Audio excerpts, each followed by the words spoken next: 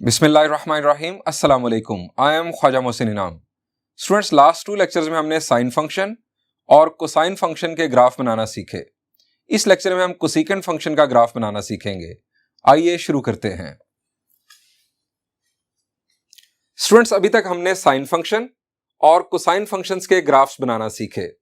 Sine function और cosine function की domain है set of all real numbers. अब हमने बात करनी है कोसेकेंट फंक्शन की। कोसेकेंट फंक्शन की डोमेन क्या है? शाबाश, रिकॉल करें जी, शाबाश। It is set of all real numbers. x belongs to set of all real numbers except x cannot be integral multiple of pi or integral multiple of 180 degrees। यानी x कोई भी value ले सकता है लेकिन integral multiple of 180 नहीं हो सकता। इंटेग्रल मल्टीपल ऑफ 180 पर कोसेकेंट फंक्शन को क्या होता है? जब आप इंटेग्रल मल्टीपल ऑफ 180 पुट करते हैं कोसेकेंट फंक्शन में इनपुट के तौर पर, तो कोसेकेंट फंक्शन अनडिफाइंड हो जाता है। अब ऐसे फंक्शंस जो बाज वैल्यूज के लिए अनडिफाइंड हो जाएं, उनके ग्राफ कैसे बनाए जा सकते हैं? स्टूडेंट्स, इस किस्म के फंक्शंस यानी इसमें आता है कोसेकेंट, सीकेंट, देन टेंजेंट और कोटेंजेंट। ये चारों ट्रिग्नोमेट्रिक फंक्शंस बाज एंगल वैल्यूज के लिए, इनफैक्ट इनफाइनाइट एंगल वैल्यूज के लिए अनडिफाइंड हो जाते हैं। स्टूडेंट्स, इनके ग्राफ बनाने के लिए हमें जिस कंसेप्ट की जरूरत है वो कंसेप्ट है कंसेप्ट ऑफ एसिम्पटॉट्स। अब एसिम्पटॉट किसे कहते हैं, आइए बात करते हैं। एसिम्पटॉट, N एसिम्पटॉट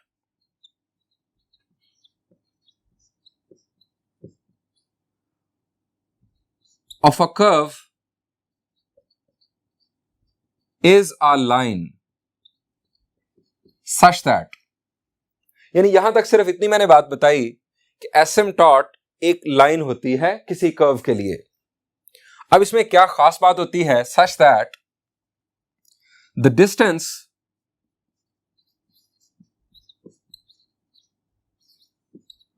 between curve and line approaches 0 as they both head towards infinity।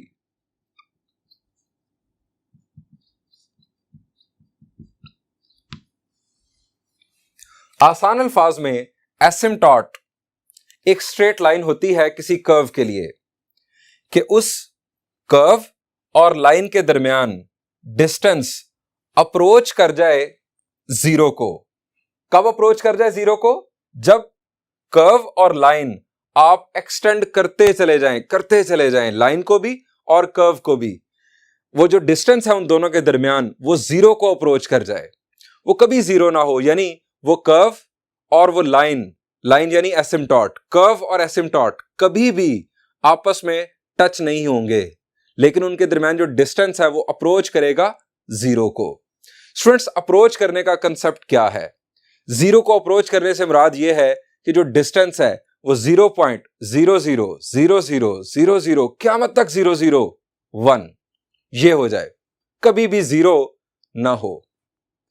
अब एक आपको मैं फंक्शन बताना चाहूंगा जो हमने डोमेन और रेंज डिस्कस करने के लिए भी जिसकी बात की थी। वो फंक्शन है बड़ा simple function y is equal to 1/x। उसके जरिए आपको बताना चाहूंगा कि एसिम्पटॉट किस तरह से ग्राफ ड्रॉ करने में हमारी मदद करता है। एक एग्जांपल लेते हैं। That is y is equal to 1/x। अब सबसे पहले इस फंक्शन की जरा डोमेन रिकॉल करें। हमने पहले भी बात की थी कि जब फ्रैक्शन आ जाए आपके सामने तो division by zero is not allowed, क्योंकि मैथ एरर आ जाता है, आउटपुट हमें मिलती नहीं। यहां पर हमें जीरो नहीं चाहिए। अब जीरो के अलावा तमाम रियल नंबर्स इसको इनपुट दिए जा सकते हैं। यानी इसकी जो डोमेन है अगर हम वो लिख लें वो है x belongs to set of real numbers but x should not be zero. अब अगर हमें कहा जाए इसका ग्राफ बनाने के लिए तो हम क्या करेंगे? हम जीरो तो इसमें इनपुट के तौर पर ले नहीं सकते। मसला यह है कि हम जीरो से आगे यानी पॉजिटिव साइड पर और जीरो से पीछे नेगेटिव साइड पर कहां से स्टार्ट लें। जीरो पर मैथ एरर आ रहा है, इससे आगे हम स्टार्ट कहां से लें? क्या हम ये वैल्यू लिख सकते हैं 0.00000000 क़यामत तक 001? क्या ये लिख सकते हैं? The answer is no. मैं यहां पर लिख के क्या कैलकुलेशन कर सकता हूं? ये एक बहुत ही छोटा नंबर है 0.000000 क़यामत तक 001। ये मैं लिखकर कैलकुलेशन नहीं कर सकता हूं क्योंकि ये नंबर लिखना पॉसिबल ही नहीं। मुझे टेबल बनाने के लिए स्टार्ट कहां से लेना है? एक्स वैल्यू का स्टार्ट कहां से लेना है? जीरो पर मैथ एरर यानी undefined.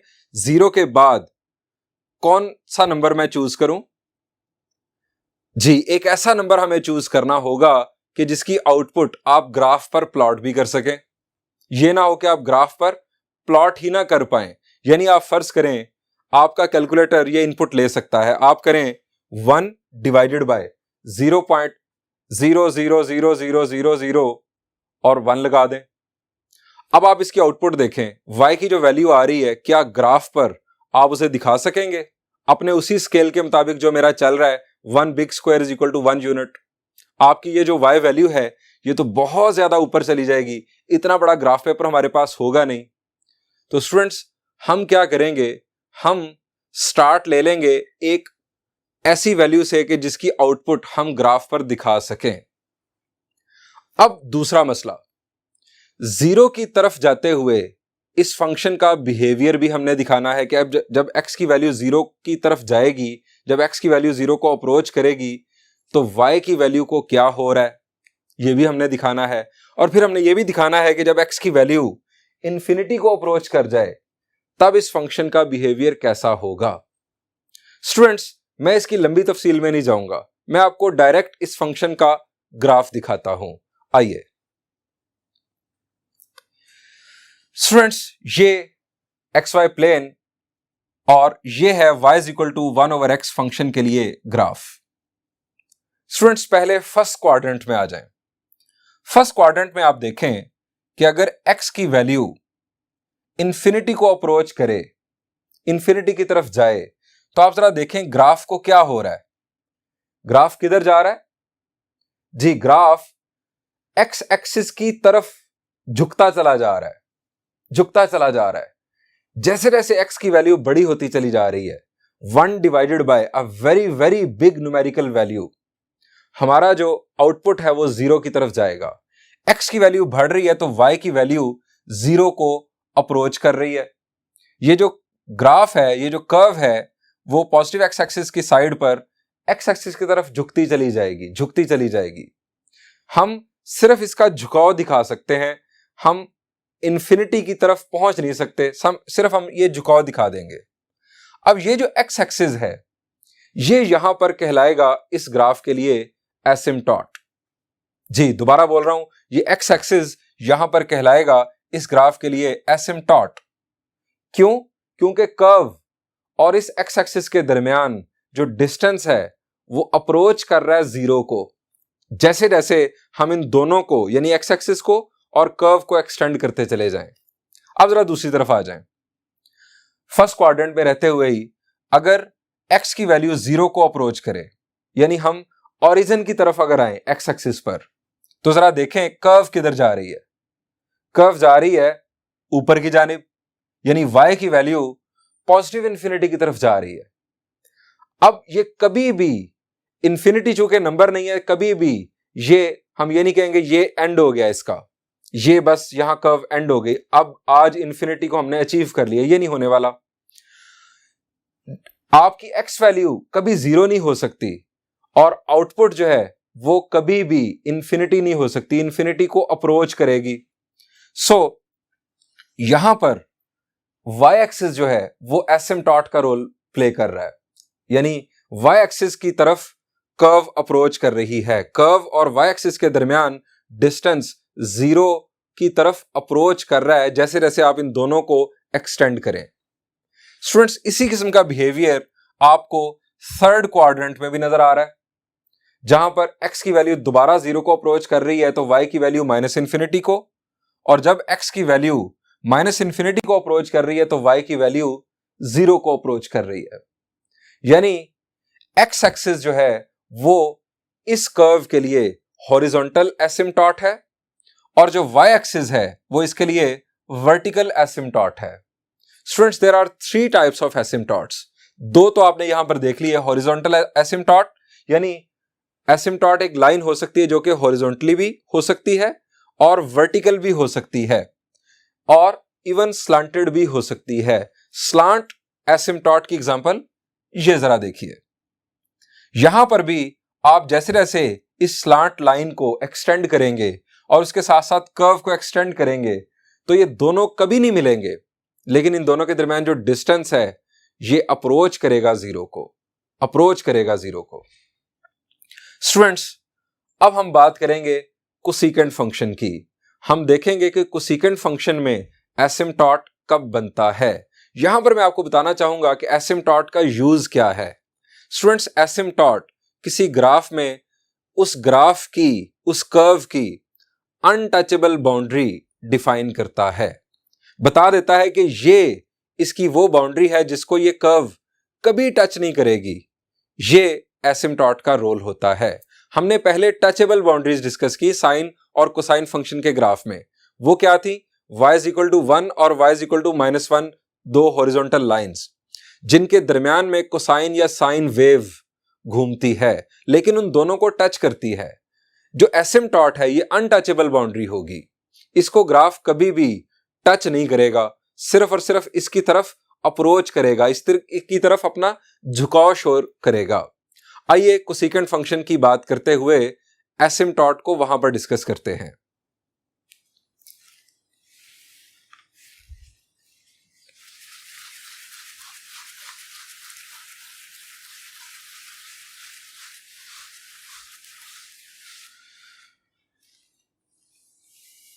Students, graph of y is equal to a cosecant of bx। सबसे पहले हम सिंपलेस्ट केस देखेंगे, यानी a और b को 1 वैल्यू दे देंगे। इफ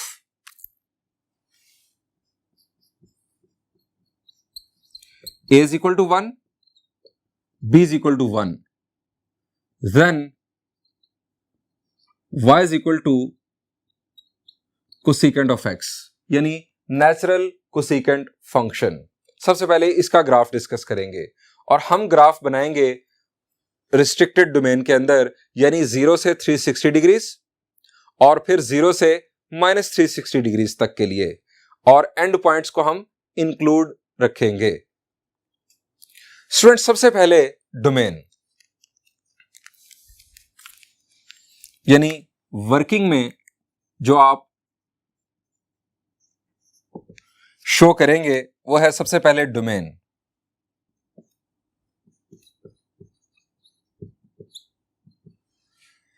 जी, कोसेकेंट फंक्शन की डोमेन। कोसेकेंट बुनियादी तौर पर क्या है? जी, साइन का रेसिप्रोकल, यानी कोसेकेंट को डोमेन को रिकॉल करने का तरीकेकार आपको बता रहा हूं। यह है कोसेकेंट फंक्शन, साइन का रेसिप्रोकल। अब जब साइन 0 होगा कोसेकेंट अनडिफाइंड हो जाएगा। साइन कब 0 होता है? हमने इसके लिए एक वर्ड याद रखा हुआ है, that is socks. Sine 0 on x axis. X axis पर एंगल कौन से आते हैं?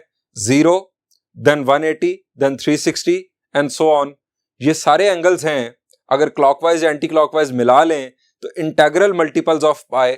ये कई दफा बात हो चुकी, यानी इसकी जो डोमेन है वो है set of all real numbers but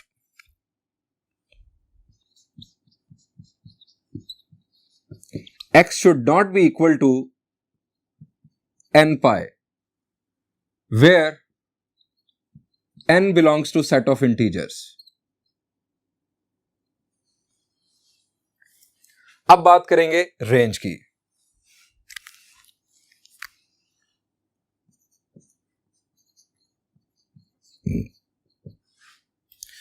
क्या है रेंज कोसेकेंट फंक्शन की?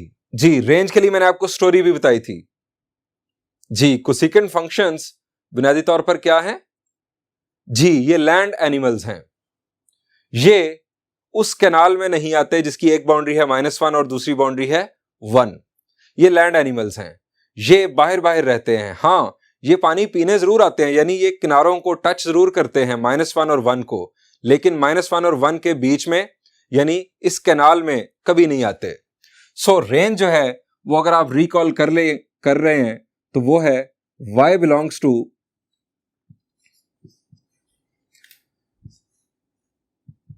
interval starting from -1 going towards -infinity और union interval starting from 1 going towards positive infinity. ये आ गई रेंज। थर्ड नंबर पर हमें रिक्वायर्ड है पीरियड।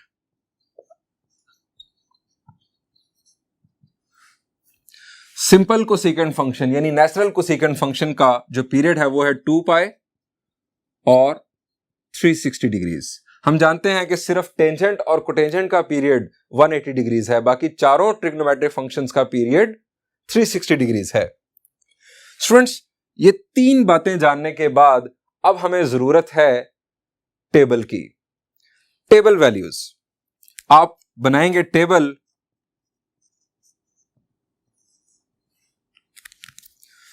हम यहां पर बनाएंगे दो टेबल्स, एक 0 से 360 डिग्रीज तक और दूसरा 0 से -360 डिग्रीज तक।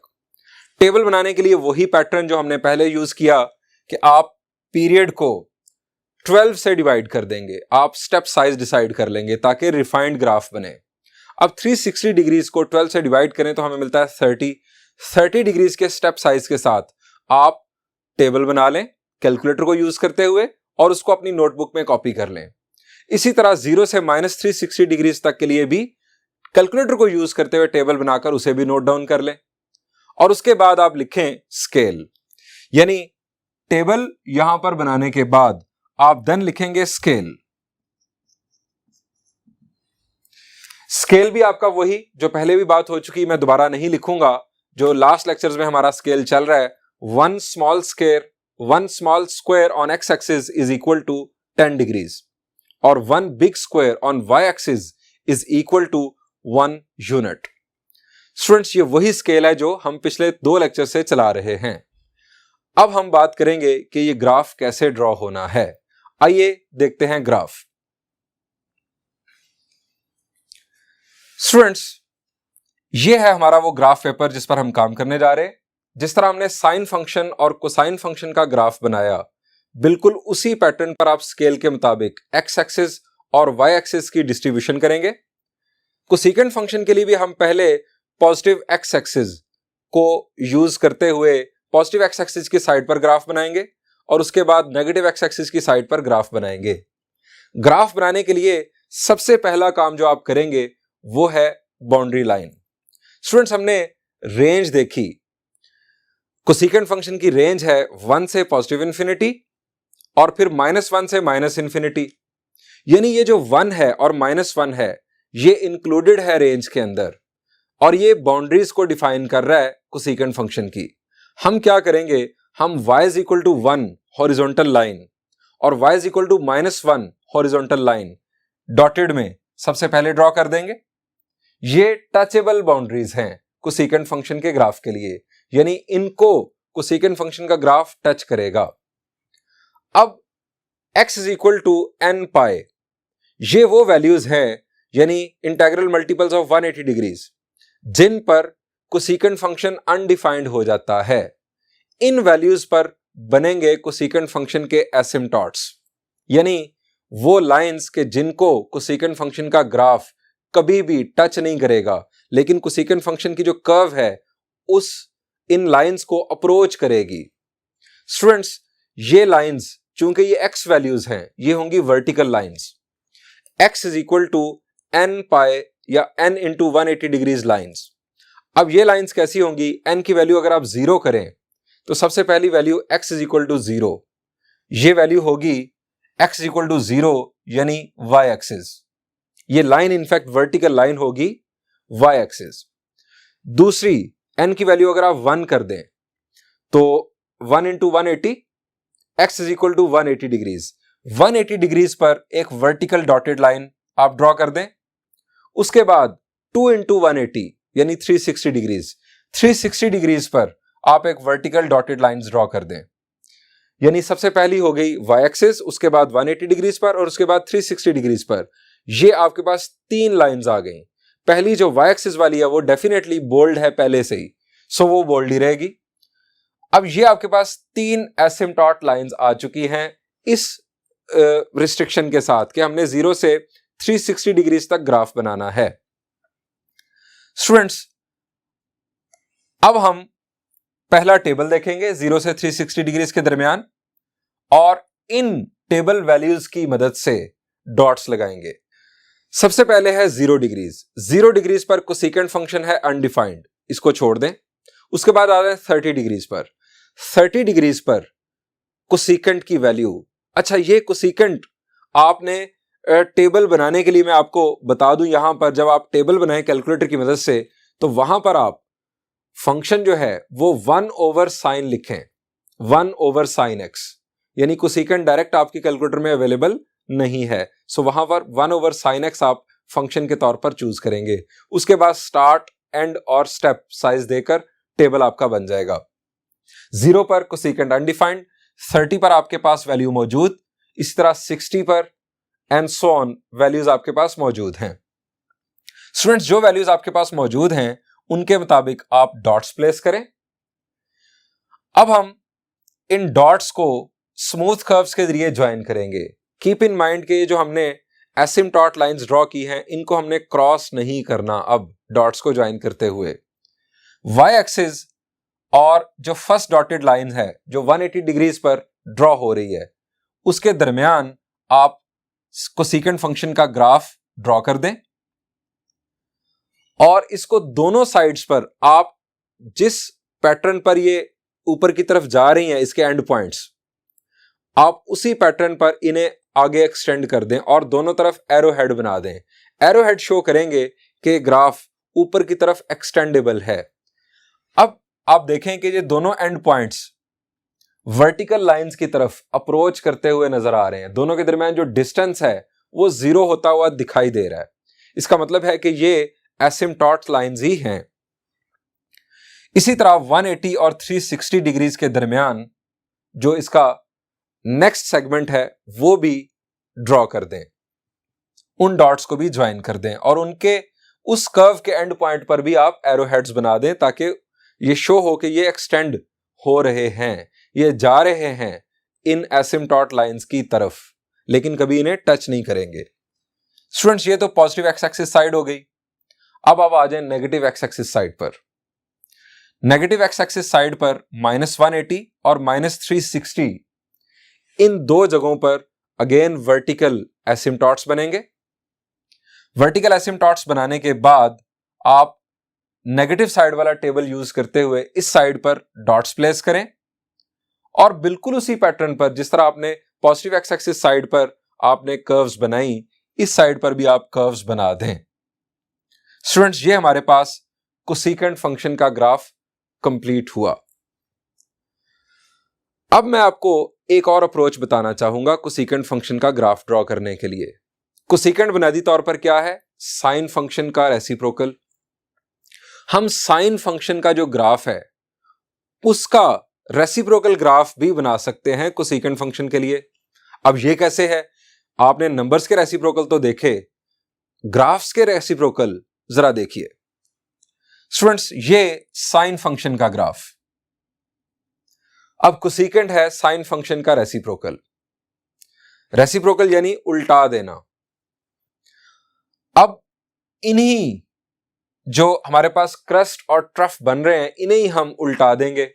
अब जरा देखिए, जो 0 से 180 के दरमियान साइन फंक्शन का ग्राफ है ये इस तरह से इसका रेसिप्रोकल हो जाएगा। अब साइन 0 पर भी 0, 180 डिग्रीज पर भी 0, तो कोसेकेंट इन दोनों वैल्यूज पर होगा अनडिफाइंड, और अनडिफाइंड होने की वजह से यहां से कोसेकेंट का ग्राफ टूट जाएगा। ये इसका फर्स्ट सेगमेंट और फिर 180 से 360 डिग्रीज के दरमियान ये इसका दूसरा सेगमेंट, और इसी तरह से हम नेगेटिव साइड पर भी, ये जरा देखिए, नेगेटिव साइड पर भी कोसेकेंट का ग्राफ बना सकते हैं। स्टूडेंट्स, ये है रेसिप्रोकल अप्रोच ग्राफ की सेंस में। स्टूडेंट्स, अब मैं आपके साथ वेरिएशंस डिस्कस करना चाहूंगा कोसेकेंट फंक्शन के लिए भी, और एक बिल्कुल सिंपल वेरिएशन मैं आपके साथ डिस्कस करना चाहूंगा, और वो क्या है, y is equal to twice of cosecant x। इससे क्या चेंज आएगा, यानी मैंने a की वैल्यू को 2 कर दिया, डबल कर दिया। इससे आप जानते हैं जो a की वैल्यू है इसकी वजह से रेंज इफेक्ट होती है। पहले हमारी रेंज थी 1 से पॉजिटिव इंफिनिटी और -1 से माइनस इंफिनिटी, 1 और -1 दोनों इंक्लूडेड थे। अब ये जो रेंज है ये मल्टीप्लाई हो जाएगी एब्सोल्यूट वैल्यू ऑफ a से। a की वैल्यू अब हमने कर दी 2 से अगर हम इसे मल्टीप्लाई कर दें इन इंटरवल्स को, तो 2 से पॉजिटिव इंफिनिटी और -2 से माइनस इंफिनिटी, ये हमारी बन जाएगी रेंज। इस रेंज के मुताबिक ग्राफ कैसे होगा, सबसे पहले तो आप दोबारा से सिंपल कोसेकेंट फंक्शन का ग्राफ देखें ताकि मैं बता सकूं कि चेंज क्या आएगा। हमारा सिंपल कोसेकेंट फंक्शन का ग्राफ आप देख रहे हैं कि 1 को टच कर रहा है एक तरफ से और दूसरी तरफ -1 को टच कर रहा है। इस दफा क्या होगा, इस दफा 2 को टच करते हुए पॉजिटिव इंफिनिटी की तरफ जाएगा और फिर -2 को टच करते हुए माइनस इंफिनिटी की तरफ जाएगा। यानी जो हमारी डॉटेड लाइंस हैं हॉरिजॉन्टल टचेबल बाउंड्रीज जो हैं वो अपनी जगह बदल लेंगी। पहली बन जाएगी y इज इक्वल टू 2 पर और दूसरी y इज इक्वल टू -2 पर, और ग्राफ कुछ इस तरह का होगा। स्टूडेंट्स, ये तो हमने डिस्कस किया कि वैल्यू ऑफ a चेंज करने से क्या होगा। आइए अब बात करते हैं कि वैल्यू ऑफ b चेंज करने से क्या होगा। स्टूडेंट्स, अगर हम यहां पर वैल्यू ऑफ b जो है इसको 2 कर दें,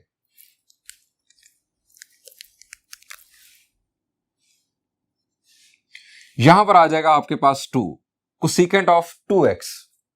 अब वैल्यू ऑफ b से चेंज होती है डोमेन और चेंज होता है पीरियड, रेंज को कोई चेंज नहीं मिलता। डोमेन में क्या होगा कि हमारा जो वैल्यू ऑफ b है ये डिवाइड करेगी डोमेन वैल्यूज को। x belongs to set of real numbers, x divided by 2 दोबारा से सेट ऑफ रियल नंबर्स ही आ जाएगा, लेकिन यहां पर x is not equal to n pi, यहां पर बन जाएगा डिवाइडेड बाय 2। यानी अब ये बन गए integral multiples of pi by 2। Cosecant of 2x बुनियादी तौर पर अनडिफाइंड होगा अब जब x की वैल्यू 90 का इंटेग्रल मल्टीपल होगी। यानी आप यहां पर देखें x की वैल्यू जब हो जाएगी 90 2s are 180, cosecant 180 again undefined. यानी x को जो वैल्यूज हमने देनी है वो अब integral multiples of pi by 2 या 90 होंगी। रेंज में कोई चेंज नहीं आने वाला। पीरियड, b की वैल्यू डिवाइड करेगी पीरियड को। अब हमारा जो पीरियड होगा वो बन जाएगा 2 पाई को 2 से डिवाइड करें तो पाई, और 360 को हम 2 से डिवाइड करें तो ये बन जाएगा 180 डिग्रीज। स्टूडेंट्स, पीरियड हमारा आ गया 180 डिग्रीज। पीरियड को 12 से डिवाइड करेंगे तो हमें अब आंसर हासिल होगा 15 डिग्रीज। यानी जो टेबल आप बनाएंगे वो 15 डिग्रीज के स्टेप के साथ बनेगा, स्टेप साइज 15 डिग्रीज होगा। अगेन टेबल बनाते हुए कैलकुलेटर में आप लिखेंगे 1 ओवर साइन ऑफ 2x, चूंकि कोसेकेंट डायरेक्टली आपके कैलकुलेटर में हो सकता है ना हो। सो टेबल बनाते हुए आप लिखेंगे 1 over sign of 2x function के तौर पर, start 0 and 360 degrees, step size 15 degrees इस दफा आप देंगे ताकि आपका ग्राफ रिफाइंड हो। स्केल अगेन वही रहेगा। स्टूडेंट्स, इस दफा जो आपके एसिम्पटॉट्स होंगे, पहले आपके एसिम्पटॉट्स बन रहे थे vertical lines integral multiples of pi पर, यानी 0 पर 180 360, यहां आपकी वर्टिकल लाइंस ड्रॉ हुई, और नेगेटिव साइड पर 0 -180 -360 एंड सो ऑन। इस दफा चूंकि x can not be equal to n pi by 2, तो आपके जो वर्टिकल एसिम्पटॉट्स होंगे कोसेकेंट फंक्शन के लिए वो होंगे, पहला आपके पास अगेन n की वैल्यू 0 के लिए 0 आ जाएगा, और देन 90 डिग्रीज के लिए, और फिर 90 के बाद 180, फिर 180 के बाद 270, यानी 90 डिग्रीज के इंटेग्रल मल्टीपल के लिए आपके जो एसिम्पटॉट्स ड्रॉ होंगे 0, 90, 180, 270, 270 के बाद 450 एंड देन 360। इसी तरह नेगेटिव साइड पर 0, -90, -180, -270 एंड सो ऑन, ये आपके वर्टिकल एसिम्पटॉट्स बन जाएंगे और इन एसिम्पटॉट्स के अंदर अंदर आपकी कोसेकेंट कर्व्स ड्रॉ होंगी। आइए ग्राफ पर देखते हैं। स्टूडेंट्स, ये आपका ग्राफ और ये 0 से 360 डिग्रीज तक के लिए आपका टेबल। अब आप देख रहे हैं, जैसे हमने अभी बात की, कि आपके जो वर्टिकल एसिम्पटॉट्स हैं वो इंटेग्रल मल्टीपल ऑफ 90 डिग्रीज होंगे, यानी 0 पर, 90 डिग्रीज पर, 180 डिग्रीज पर, 270 डिग्रीज पर एंड देन 360 डिग्रीज पर आपके जो है वो बन जाएंगे वर्टिकल एसिम्पटॉट्स। आप फर्स्ट टेबल को देखते हुए डॉट्स प्लेस करेंगे। स्टूडेंट्स, ये पॉजिटिव साइड के लिए मैंने y is equal to cosecant of 2x का ग्राफ आपके लिए बना दिया। नेगेटिव साइड के लिए आप ग्राफ खुद ड्रॉ कीजिएगा। स्टूडेंट्स, यहां पर इस लेक्चर को एंड करते हैं। इंशाल्लाह नेक्स्ट लेक्चर में हम सीकेंट फंक्शन का ग्राफ और उसकी डिफरेंट वेरिएशंस देखेंगे। Thank you and Allah Hafiz.